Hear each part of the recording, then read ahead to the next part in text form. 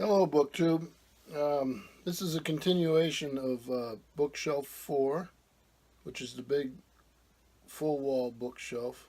This is the second video. I had to move upstairs because the family's watching TV. So let's get started. It's a continuation of art books.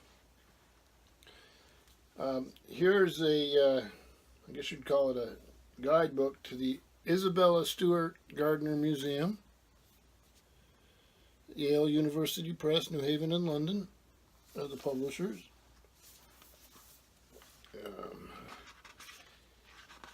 This volume was a companion guide and history of the museum by Hilliard T. Goldfarb. Here's Mr. Goldfarb. See if you can see him there. He's the chief curator at the Isabella Stewart Gardner Museum in Boston. He's the author of a broad range of articles and catalogs on the history of art, including writings on Venetian art, art of the French 17th and 18th century, 16th century Italian graphics, and the prints of Rembrandt. I, embarrassingly to say, have never, ever been to this museum. My wife has. I've known about the museum as a New Englander forever. She's got a storied past. And so it's my dream to get down there, maybe this summer or next at the latest. Boston's one of my favorite cities on the planet. And to not go to this would be a bit of a shame when it's so close. So I picked up the book at a book sale, and it just one more prod to get there.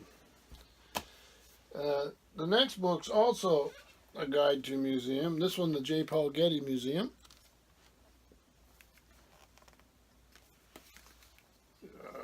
This is the forward by Michael Brand. Let's see if they have a. They don't really have a.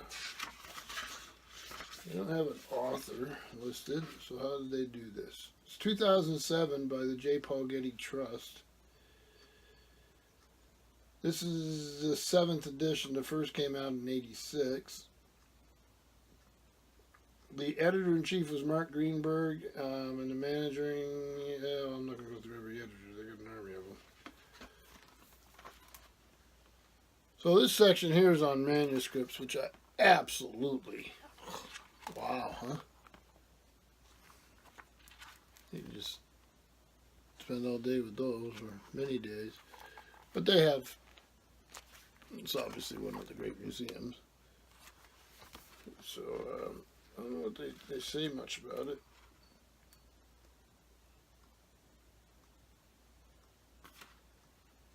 So,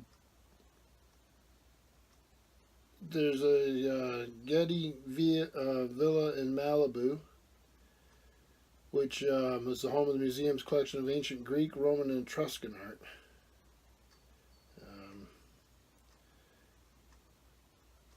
And then the Getty Conservation Institute and the Kotzen Institute of Archaeology at the University of California in Los Angeles.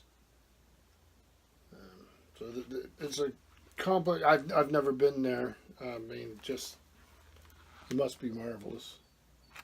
So I grabbed it just so I could learn a little more. Continuing the art theme. Rethinking Art History, Meditations on a Koi Science by Donald Preziosi. I hope I'm pronouncing that right. It's got to be pretty close anyway.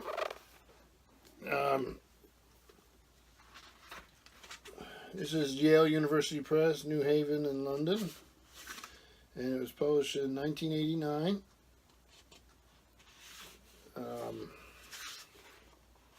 It's not heavily illustrated, but it does have some line drawings and things. Let's see if there are not many. So, a general overview of the theoretical and institutional history of the discipline of art history. Refuting the image of art history as a discipline in crisis, Preziosi asserts that many of the dilemmas and contradictions of art history today are not new, but can be traced back to problems surrounding the founding of the discipline, its institutionalization, and its academic expansion since the 1870s. A little bit of art history. This one's a bit of a practical guide. I tried this. I'm a terrible artist. I wish I was good, but so a pretty famous book, Drawing on the Right Side of the Brain by Betty Edwards, a course in enhancing creativity and artistic confidence. And there she is. This paperback copy. J.P. Tarcher Incorporated at Los Angeles, distributed by St. Martin's Press, New York, 1979.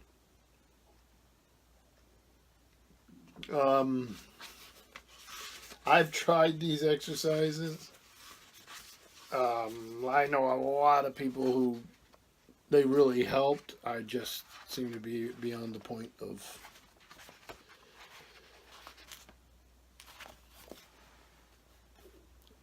it working with that.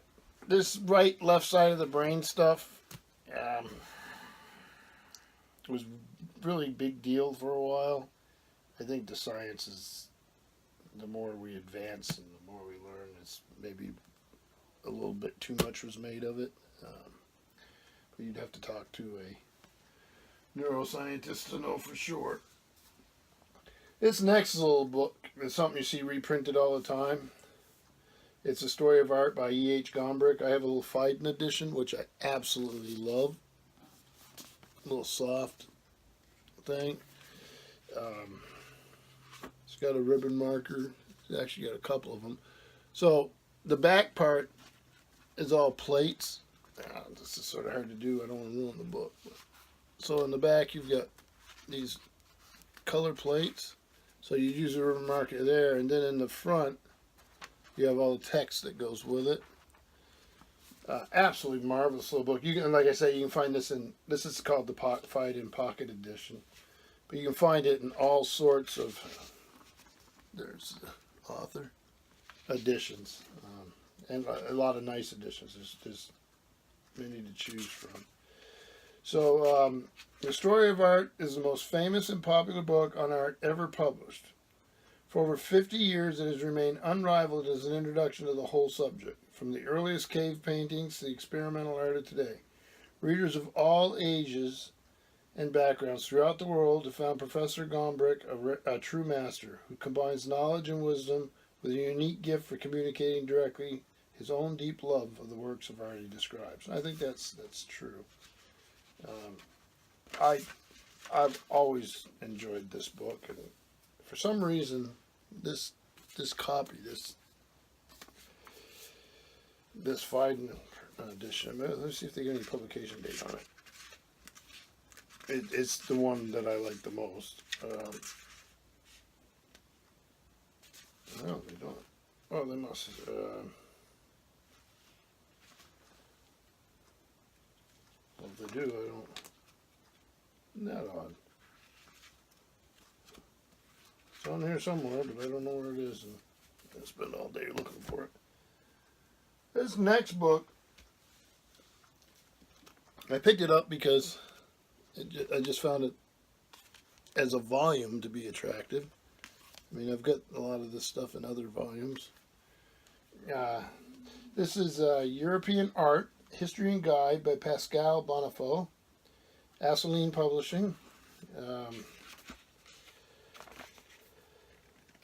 The full title is Art in Europe, From the Vandals to the Avant-Garde. 2001, Assouline Publishing Incorporated. First published by Editions Assouline, Paris, France. Another one of these that is flexible.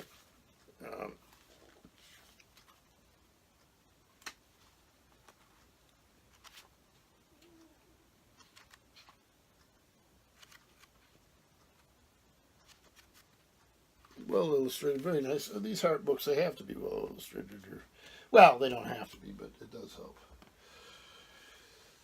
Now, a lot of you will know Michael Wood. He's an on-screen present type of BBC presenter. I always thought he was wonderful. Here in the back, they mentioned he did In Search of the Dark Ages, In Search of the Trojan War. He's done many others. And this is Art of the Western World, which was also the television series, documentary. There's Mr. Wood. Very successful at these sort of shows. So it's a survey, art history survey, nicely illustrated. I guess I used to have quite a few more of his books. I don't know. Maybe I still do. Pompeii. So there's another one. So let's give you the information on this. So Summit Books, New York. This technically, the Art of the Western World is actually by Bruce Cole and Adelheid Galt, I think that's how you pronounce it, with an introduction by Michael Wood, who was the presenter. So it's Art of the Western World from Ancient Greece to Postmodernism. Summit Books, which this was 1989. So, yeah, Pont du Gard. So it's the standard stuff you would take in a survey course at university. I mean, but it's always nice to revisit. And then this last one. This is an odd volume. Very famous. Unfortunately, the dust jacket on mine just was this. The Sun one. The dust jacket lost. This is Melrose, The Voices of Silence. And it's a really unique tour through art history. It's Andre Malraux, translated by Stewart Gilbert. This is Doubleday and Company Incorporated, Garden City, New York, 1953. This is a first edition. And it's the Museum Without Walls. And I don't know if you hear about this book, excuse me, as much as you did perhaps 30, 40 years ago. But if you find a copy lying around, it's a good book. It's interesting. It's Malraux was quite a character. Anyway,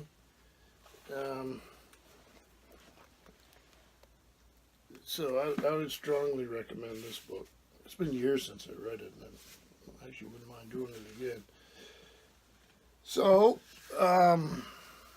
this was the second part of that fourth big wall bookcase. All art-related books, and as will be the next few videos. But thank you, BookTube.